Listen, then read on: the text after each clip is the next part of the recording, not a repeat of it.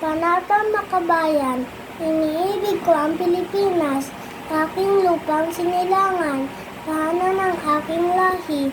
Kinukupkup ako at tinutulungang maging malakas, masipag at marangal.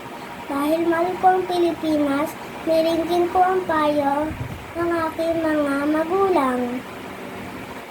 Susundin ko ang tuntunin ng paaralan.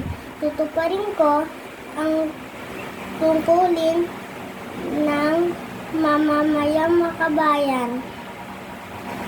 Naglilingkod, nag-aaral at nanalangin ng buong katapatan.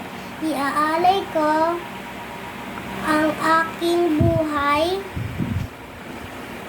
pangarap, pagsisikap sa bansang Pilipinas.